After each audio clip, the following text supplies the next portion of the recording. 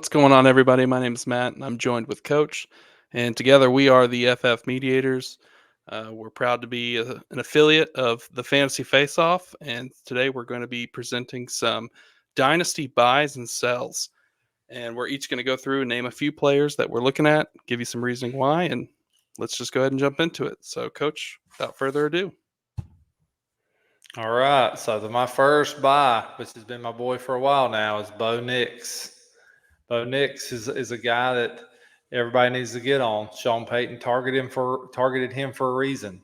You know, Sean Payton had decided early on that he was the guy he was going to go after in the draft, and he went hard for him and landed him. Everybody's talking about the other rookie quarterbacks right now, Caleb Williams, Jayden Daniels. They're the guys everybody's after. So now's a good time to sneak in and try to scoop up Bo Nix. I think in a Dynasty rookie draft we had not long ago, he went 201. That's a guy that you could target and get. Even there's times that Penix is getting more attention than he is. His quick game and the way he attacks the field has been impressive. Bo Nix in two preseason games was 23 for 30 with over 200 yards passing and no interceptions. Like, he's been extremely efficient, and I've been a fan of his since the beginning. No doubt you've certainly been a fan since the start, and I think you're kind of approaching a spot where it might be the cheapest he is if he hits. I mean, if Nix turns out to be the quarterback you believe he is, in the offensive system that we've seen in New Orleans for several years in the past with Drew Brees, I mean, this could be the making for a dynasty team. I mean, you never know. It does make me question, does he have the weapons? So what are your thoughts on who he's going to be targeting and who is in that offense with him? I think it's real. It's real when it comes to this year that he doesn't have a ton of weapons. I just think Sean Payton knows his stuff. Like, he made Russell Wilson relevant and actually made him a pretty dang serviceable quarterback last year in fantasy. And I really think moving forward, if Nix is as solid as I think he is, and they're going to build a team around him, and with each year he'll get a few more weapons to work with. And you mentioned earlier too about how this was Sean Payton's guy, and there's something to be said for that, of the coach going to get the quarterback he wants. I mean, let's not forget we're several years out from when he last did this.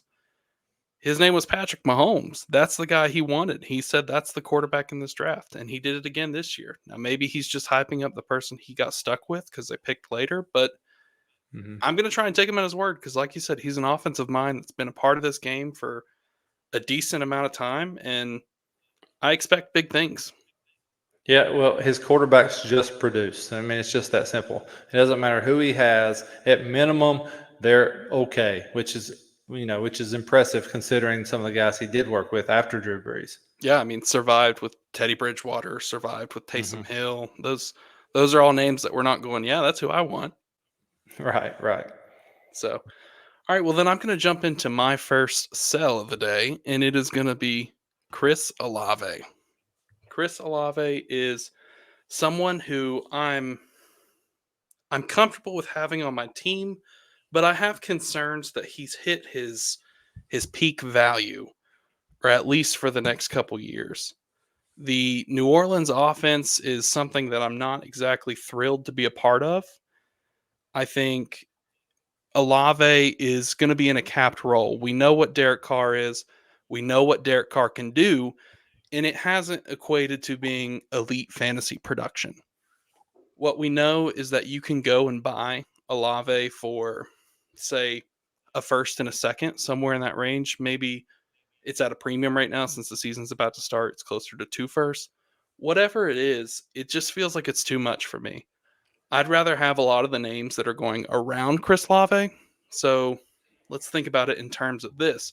Would you rather have the wide receiver 1 on a team with a probably poor offense? Or would you rather have the wide receiver 2 on an elite offense?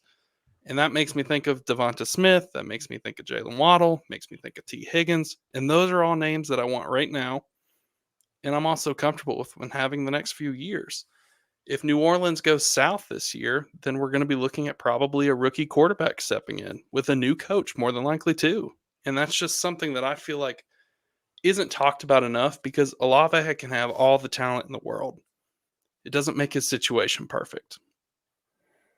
So is there no value in the guy who is the target? He's the one getting all the targets. I mean, I know there's Alvin Kamara, but other than that, I mean, this is the guy they're going to throw the ball to.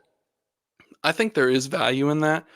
It's just a matter of who would you rather have on your fantasy team? Like, there's no doubt Olave is going to get the targets and he's going to have the volume to sustain what he can do, but I think it's just capped how far that will go. If we're talking about it in the will Chris Olave finish as top 12? The answer to me is maybe. When you go higher than that, like say, can he finish top 3? The answer to me is absolutely not. And when you look at the names around him, where you're not having to add much to go from Olave to Garrett Wilson, there's some people who view them very, very similarly. And I'll ask you the question: do you think Garrett Wilson could finish as a top 3 wide receiver? Oh, absolutely. Yeah, I for do sure. too. And I would rather have Garrett Wilson. He's tied to a better quarterback. Now, there's some question marks there. I won't deny that. But when I'm looking at the bigger picture, this just feels like an asset that's been underperforming for the last few years, and there's no reason to feel a change. It's almost identical to how a lot of people feel about London, where it's year what 4 of London, and we're like, well, does he really have the talent? Well, at least circumstances for London have changed this year. He's added another quarterback that's better than anything he's had in the past. That's not happening for Olave. It's the same, if not worse. Now, the one thing you could argue is maybe that the injury to Derek Carr that he suffered at the beginning of the year was an impact on that. I don't know, but at this point in time, I think I'm selling Olave. Well, and the concern is somewhat not just the offense around him, but also the guy calling the plays. You know, Mhm. Dennis Allen's a defensive guy. He doesn't really want to really look to have any high-powered offenses and things like that. He wants to play defense and run the football a little more. And I mean, I know that's a concern, but Olave's got some talent. I don't know, man. So let me ask you this: do you think who would you rather have this year, Olave or Tank Dell? Oh, Tank Dell. I'm a Tank Dell guy, so that's a tough one though. But I mean, I Okay. get it. Well, then let's make it harder. Olave or Nico Collins? Ooh, that's a little harder. Well, maybe Nico Collins because he's attached to C.J. Stroud, And right? I Like, that's where I land too. Is I think, okay, well, he's attached to C.J. Stroud. They're both young. But then I add on top of that that if you trade them in Dynasty in a deal revolving around Chris Olave, you're getting the plus. Like, there's a world where you get Tank in a second, or Tank in more than just that. I mean, depending on how values are and what the league settings are, it can change a lot of things. But I would rather have those guys with the plus. okay, well, let me ask you this: in the next 3 years, who would you rather have, Olave or Michael Pittman? I think that one is probably Olave for more reasons we'll get into later. Um, but for right now, I view Michael Pittman as a really good wide receiver, but it's the same argument that we're doing with Derek Carr. Is I just feel like the offense is Yeah. capped. Well, I mean, I mentioned Michael Pittman because he had a good year last year, simply because he was the only guy. So, I Hmm. mean, with Minshew playing quarterback.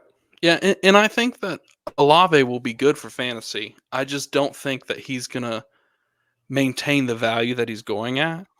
And I Hmm. think you could be in for disappointment. Because the other thing is what happens if everything goes south for New Orleans this year? Let's say Atlanta runs the division and New Orleans is like, all right, we got a retool, reset, new coach, new quarterback. Are you going to go out there and run Chris Olave around like crazy? Probably not. You're probably going to just be like, well, let's figure out what's going on and then kind of reevaluate things later. Yeah, I get it, and he's worth a lot in the dynasty world right now. He is. And again, for me, it just comes down to who do I feel has the safer floor. And I really like the names that are around Olave.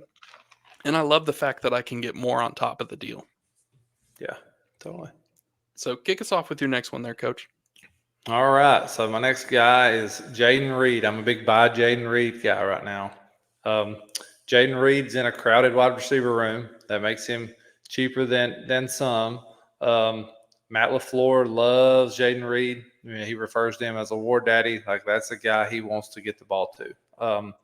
Jayden Reed scored 10 touchdowns as a rookie. Like, I really think it's possible he equals that or more this year, simply because the Packers go out of their way to get him the football. They do everything they possibly can, whether it's jet sweeps or screens or anything they can to get the ball in his hands and let him work. I just really believe his ceiling is extremely high, and he'll only get better. So you mentioned the screens, and the RPO game is massive right now. Everyone's trying to add it into their arsenal. Do you view those touches as what often get called manufactured or extensions of the run game? Do you view those negative? No, I mean, I think that's positive. I mean, they may not throw the ball downfield to him as much. I mean, he generally works out of the slot a lot. His win rate is really high on other routes, especially when it comes to comebacks and digs. His win rate's super high. But when it comes down to it, it's sort of similar to Deebo Samuel. Now, they're not handing him the ball out of the backfield necessarily like they do Deebo, but when you've got a guy that's that talented, you just find a way to give him the football. And every chance he gets to touch it's another chance for him to score a touchdown and increase your point output. Yeah, and he was really efficient, and like you said, he's the war daddy, and that's someone that you want to put the ball in their hands, and he's going to be given a lot of responsibility. And what do we make of the running back room right now? I mean, they signed Jacobs, but AJ Dillon's out. Marshawn Lloyd has been out. We're left with Emmanuel Wilson, and I just wonder, is there an opportunity for Jayden Reed to take some of that missing volume right there? Because the Packers have traditionally always ran around with two running backs. And, Jacobs has been known to miss some time in his career too. So there might be opportunities for Jayden Reed. I'm not saying to take it out of the backfield like Deebo by any means, but I do think there's the extensions of the run play, the RPO game, the bubble screens, like whatever we can do to put the ball in a playmaker's hand. I think the Packers are going to do, because LaFleur can flat coach. Boy, he really can coach, and Jordan Love can play quarterback too, so that helps. I know if you've got him, if someone in your league has him besides you, that person's probably is a little bit concerned about all the names that are in that wide receiver room and who's going to be the one. But for me, I think that's Jayden Reed. And I think this is a chance you can capitalize and go get him for a little cheaper than you'll be able to later on in the season. Completely agree. I mean, his value right now is floating somewhere around a late first. Some even have him below a first. And part of that is because, like you said, it's a crowded wide receiver room. If you ask 100 people to rank the 4 Packers wide receivers, it's probably going to be split on who they think is the wide receiver 1. I mean, everyone's all over the place. There's conviction. With each player, you can make the case, make the argument, and whoever you believe in, go get them, because you believe in them. That's what matters. But I know you believe in Reed. Myself, I also believe in Reed. I think Reed is the one of this offense. I think he's the one that I want to have on my team, especially now at his cost, because if he hits, that value is going to skyrocket a lot higher, because Love's value has doubled in the last 2 years. I mean, and look, I'm a Bears fan, so I want the Packers to struggle as much as possible, but I'm afraid that's not going to happen with Jordan Love and Jayden Reed on the field. That's a good football team. So let me ask you a couple questions then. So, would you rather have Jayden Reed or Jordan Addison? Oh, Jayden Reed, no doubt. I agree. Jayden Reed or Rashee Rice?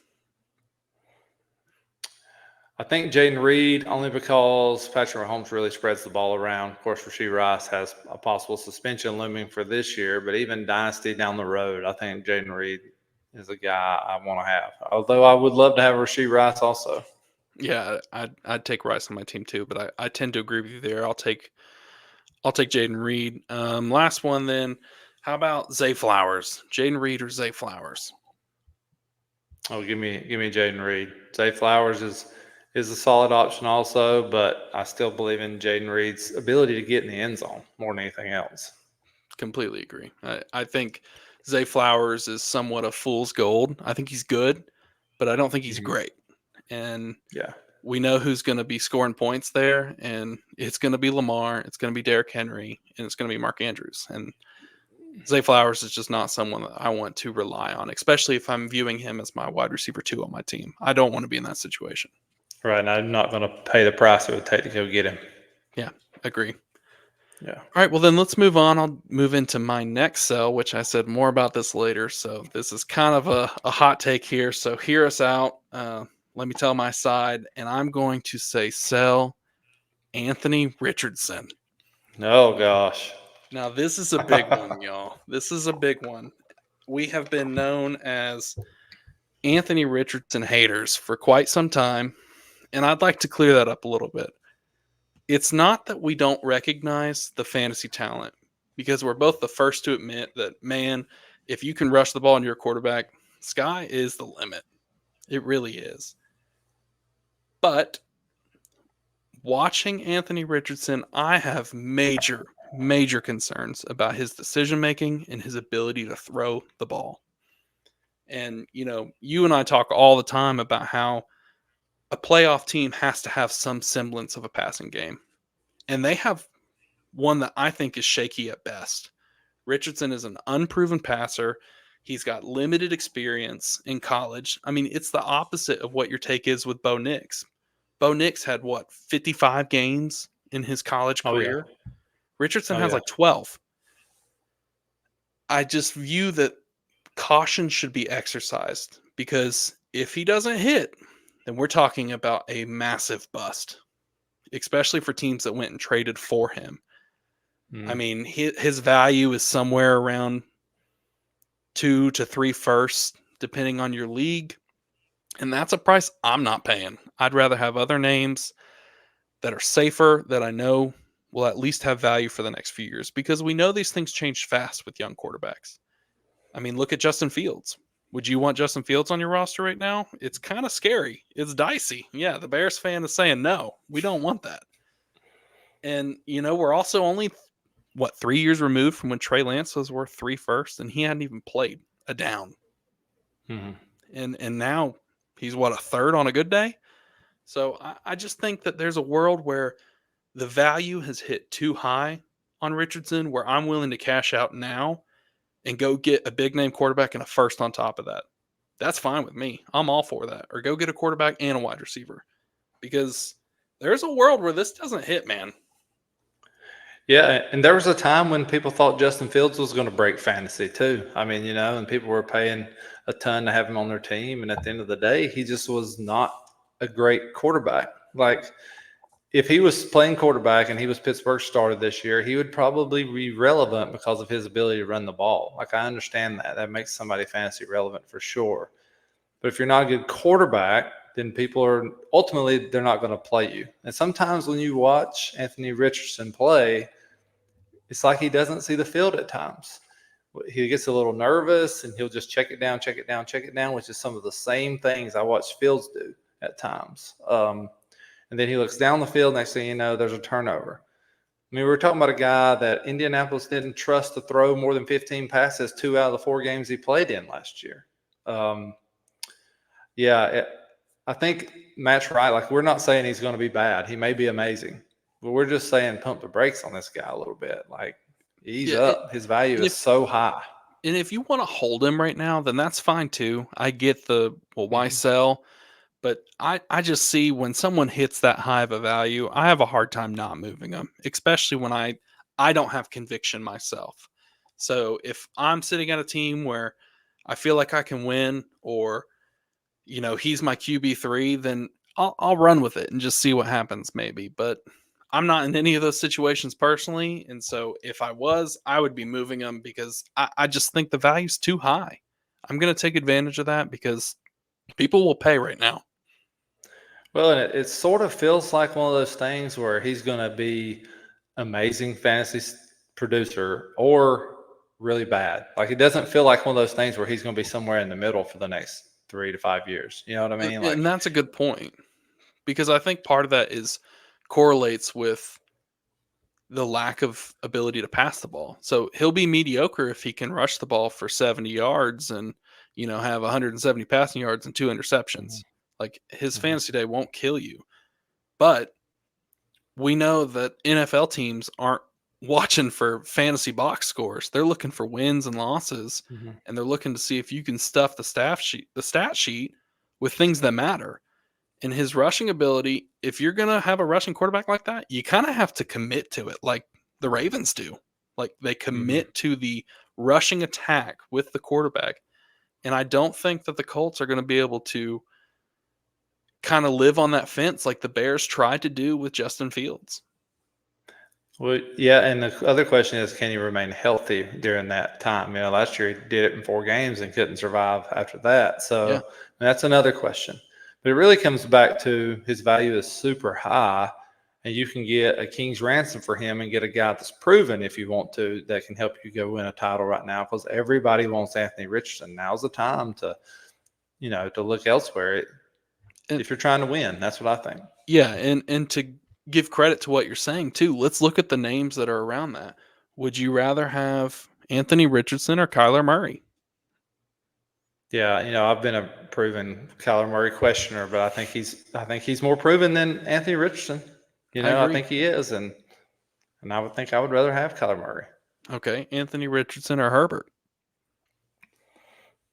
That's a tougher one for me at times because Herbert's offense now is going to be, who knows? We know Harbaugh wants to run the ball. We also know Harbaugh wins games. And Herbert's proven to be a stud at times. So, I mean, that's a tough one, but I would probably lean Herbert just on this proven ability. I take Herbert there too. And I was going to throw another one. It's easy. Richardson or Lamar?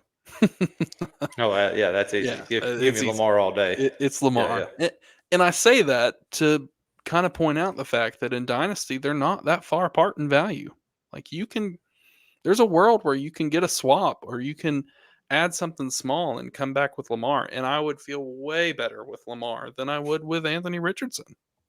Well, Lamar's been winning fantasy leagues for years now and still has 3 or so more years to go at least, you would think. Yeah, I completely agree. So we'll kick us off, Coach, with your next one. All right. This might be my first sell. I'm selling Keenan Allen, mostly because it's now or never. Like Keenan Allen has been a dynasty stud for years and years and years now. The guy just catches a ton of balls. But you better trade him now because by weeks 5, 6, 7, Rome Odunze is going to be a wide receiver 2 in Chicago. And it comes back to the point that it's now or never, right? Because later on in the year, you won't be able to get anything for him, whereas right now, you might be able to get a second. So if you think your team is rebuilding at all, you need to move Keenan Allen today. The sooner the better. You can probably get that second-round pick for him right now. But once he slides into the wide receiver 3 role and he's not catching 100 passes a year again, then it's going to be too late, and you'll be praying you can get a 3rd or a 4th then for an older guy that nobody's going to want anymore. So it's one of those things where the dude can play, and he's been awesome. But later on in the year, when his role's not the same as it has been in LA, where he was the guy for all those years, then his value is going to go down further. So you better move him now. Yeah, I think there's a world where he's relevant for the first half of the season more than you might want to say. I mean, I know you're the Bears fan and you really are excited for Odunze. Rightfully so. He looks like he's the real deal. But you're spot on by saying this is probably your last chance because we're not far from where he enters that range of where it's Julio's last dance around the league. And who wanted Julio Jones on their roster? Not me. I mean, you couldn't move him if you wanted to. And there's a world where a 3rd right now for Keenan Allen feels okay if I'm rebuilding. I mean, would I want a 2nd? Absolutely. And if I'm a contending team, am I willing to pay a 2nd for Keenan Allen? Maybe. You could maybe talk me into doing that. But if I'm in any shape that's rebuilding, I'm moving him. He's getting off the roster because you said he's 32 or 31. Yeah. Right. That's just too far from me. And the names that you can get around him, now it might be harder because you're having to deal with a team who probably needs to be competing, probably needs some reason to want a bigger name wide receiver that's a vet, but you could go and check in on Pop Douglas, and that's a name I'd rather have. You can go and check in on Shaheed. Would you rather have Shaheed or Keenan Allen? Ooh, that's a tough one. I still would hang on to Keenan Allen if I'm a contender. If not, then I'm gonna move on to the younger Shaheed. Now, as a Bears fan, look, I'm ecstatic to have Keenan Allen. I am, but as a dynasty owner, not so much. Because because of the age and where his production is going to end up. But right now, his value is still relatively decent because of everything he did in LA. So I just feel like you better get off of him right now. Let me ask you this then. And this is gross, so I apologize ahead of time. Would you rather have Keenan Allen or Treylon Burks in a fourth? Man, I'm still keeping Keenan Allen, I think. So I think I might be on the Burks side. Maybe that's crazy, but that's where I'll fall. Well, let's stick with the same team then. Kind of the same issues. Would you rather have D-Hop or Keenan Allen? I don't know. Flip a coin, right? Exactly. I don't know. Yeah. What is the answer? Is D-Hop the one in a probably worse offense? I guess we could say they're probably worse. Or would you rather have maybe the three in a better offense? Right. No, I mean, I totally agree. I mean, honestly, I'd be trying to get rid of both of those guys if I'm rebuilding at all, Absolutely. even a little bit. If I'm middle of the pack, you got to get rid of them now. Absolutely. So I think you're spot on with it being your last chance to probably move those guys. So Yeah. let's move on and let's jump into my one and only buy of the day. And this will come to no surprise to you, probably some of our followers. It's Trevor Lawrence. Trevor Lawrence has been my biggest buy of the offseason. I have tried to get every possible share I can of this guy. I mean, his situation. That's an understatement. You're not wrong. That is an understatement. His situation is just set up for success, man. Like, I think the offense has talent everywhere. He was just re-signed to a massive contract. Last year, was it a down slip for him from the top 10 season? Yes, obviously it was. But he had so many injuries, man. So many. He had a banged up ankle, a shoulder, a concussion, a knee, like you name it, it went wrong with him. It was not a great season. But let's not forget, prior to him getting hurt, they were on fire. That team was on freaking fire, man. And when I look at the weapons in Jacksonville, that's a piece of pie I want. Between Brian Thomas, who we're both pretty high on, he seems like a wide receiver who's going to have the ability to give them the deep ball threat that they kind of really haven't had. Christian Kirk is steady as they come. He is perfect in that offense. And then when you add in who might be and should be on this list, Evan Ingram. If you're a contending team, that is a tight end you should want. I mean, he's going to have 100. Go get that guy. Yeah, he's going to have 120 targets plus. I mean, he's a machine. And then they have a running game and a solid offensive line. Jacksonville's just it's just the team that I want to be a part of. And has Trevor disappointed from his proclaimed prestige when he came into the league of being the best prospect since Luck? Absolutely. I'll be the first to admit. But let's not deny that he's been a solid quarterback. I'm tired of seeing the comparisons to Daniel Jones or Gardner Minshew or whoever you want to do because they're so skewed. Like, that first year was awful for him for so many different reasons beyond just him. Hey, Daniel Jones had a good season too, You're not wrong. Daniel Jones had one good year. You're not wrong. He was a stud that year, and I knew a buyer at the time. So I just think that when looking at Jacksonville and seeing what they can do on offense, I want Trevor Lawrence on my team because I think he's the ideal super flex quarterback. If he can be my QB2 on my team, I'm thrilled. Okay, so let me ask you this. I got two comparisons. Let me ask. Okay. Would you rather have Jordan Love or Trevor Lawrence?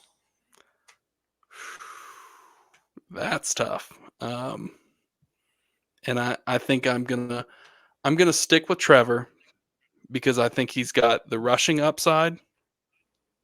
That Love doesn't really run the ball like that. Trevor he's sneaky athletic. He can run the ball. I think that the Jags might have bigger star power whereas the Packers are probably a deeper group. But for me, it's Trevor Lawrence. Yeah, I mean, I think it's close. I mean, I can see either side of that. Jordan Love really did it 1 year, really only half a year, if we're going to be real honest. How about Dak Prescott or Trevor Lawrence? I really like Dak Prescott. I think he's criminally underrated year after year. He has been a fantasy producer. A lot of the Cowboys' problems come from not Dak Prescott. I'll say it. But in this situation, I'm going to take the youth. I'm going to take again, the better offense. I think the Cowboys have the better offensive player or the best offensive player in CD. But outside of that, that offense just doesn't really have anything.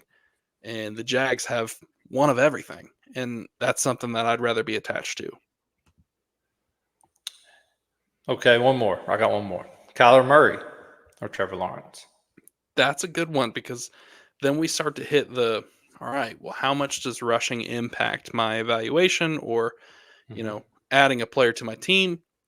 So I think there's some worlds where Kyler Murray would be ranked higher than Trevor Lawrence. But if Mm-hmm. there's no sort of rushing bonus or it's 6-point passing touchdowns, like it's kind of a coin flip. That's a tough one. I think I'll go with Kyler in the long run.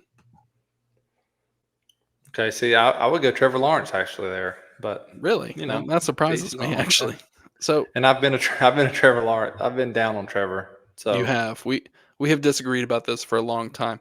So let me ask you a mhm. few then. Would you rather have Trevor Lawrence or Brock Purdy?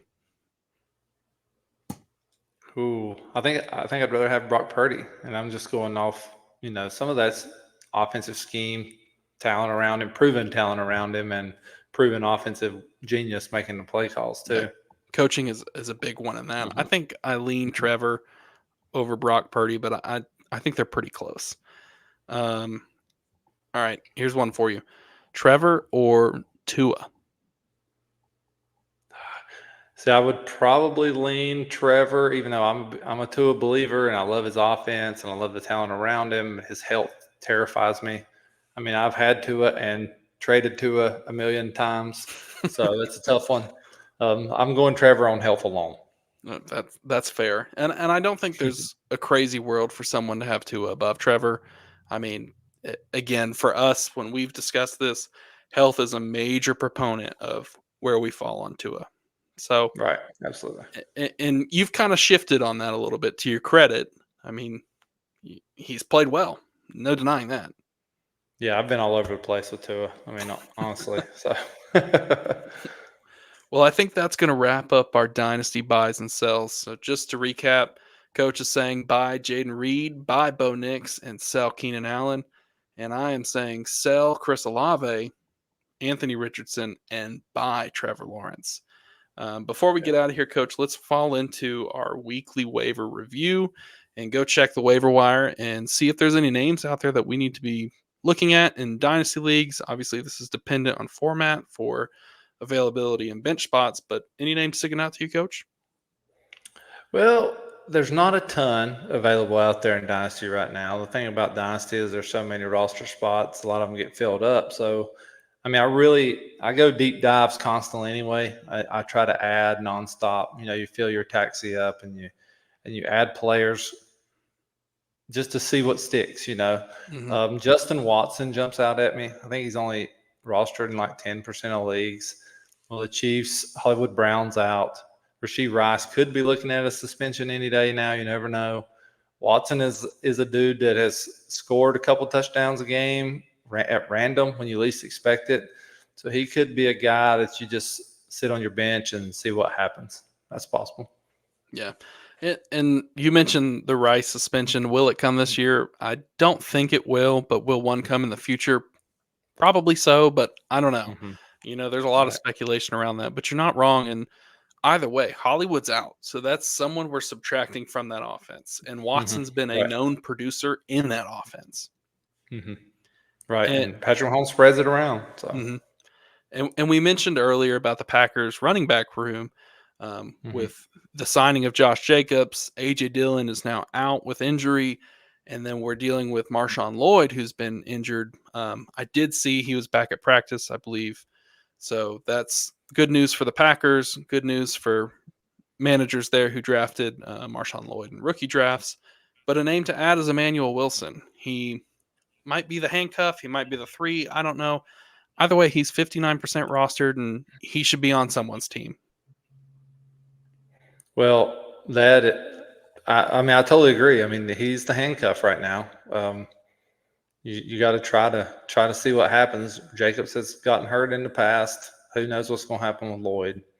That's totally possible. Another guy that I saw, Samaje Perine. Like, he's available in like 49% of leagues. Especially with news this week that the Chiefs made a little bit of a run at Josh Jacobs. Like, that might say, well, maybe Pacheco's not just someone only the guy we're going to give the ball to. They're looking at other options to help out in the backfield. So, there's a world where Samaje Perine helps the Chiefs win some games this year. So I would totally stash him if I could. You mentioned Perine, that signing, and also the Chiefs who attempted to sign Josh Jacobs. Mm-hmm. What does that tell you about Pacheco? That's a good question, because he was a guy both of us have been trying to get in drafts. Mm-hmm. So yeah, I don't know. Like, I just think Andy Reid's going to spread it around. Ultimately, he's done that in the backfield in the past, and he's not going to put a heavy workload on one guy. And I think Samaje Perine was signed for a reason. Yeah, whoever the name is, the history of the Chiefs, whether it was Jerick McKinnon, someone steps in and takes some sort of volume, because they just constantly are keeping you guessing, where's the ball going? The Chiefs are great at doing that. And here's some more names to watch for. I'm going to throw Johnny Munt out there. It's not a fun one to go and make a claim on, but if we're going to have Hawkinson on the PUP list to start the year for the Vikings, might as well just see what's there. You never know. There could be chemistry with Sam Darnold. I don't know, but he's only rostered in 14% of leagues. So there's a possibility of having a tight end with some real playing time. And then also Vele from the Broncos, the wide receiver. He made the team. We talked about him in the preseason some. Made a couple big plays, and he ended up making that team. Yeah, that's definitely feasible. This is the point where you're just trying to throw a dart and hope you hit something. If you don't, you don't. It doesn't matter. They're not taking up a valuable spot on your roster or anything like that. We just think it's important. It's important to be fluid when you're playing dynasty football. Next thing you know, you pick up a waiver ad and his name's Puka Nacua, and your team's all of a sudden competitive for the next 7 years. I know a manager who did that. He's talking right too. here. His name's Coach. So I think you're spot on in saying that you just don't know what's going to happen. Vele's 32% rostered in sleeper leagues, and that's someone that I'm keeping an eye on, because I don't necessarily have conviction on who's going to be the Broncos' future wide receiver. We know Sutton is Sutton, but is it Mims? Is it Troy Franklin? I don't know. I personally think that they cut Tim Patrick just so they could have Vele. It appears so. That's a move. Patrick was a surprise cut to a lot of teams and a lot of people. Right. Absolutely. So, well, that's going to wrap up our show today. Thanks everyone for tuning in. Please go give us a follow on X at the FF Mediators. Also have the YouTube pinned in there as well. Give Coach a follow too, and we'll be available to answer any dynasty questions, whether that's trades, commissioner questions, or even start sit. We're die-hard dynasty managers. Like, this is what we want to do. This is what we love to do. So reach out to us, ask us your questions, give us your thoughts, and we're more than happy to help you out where we can. Absolutely. Thanks, y'all.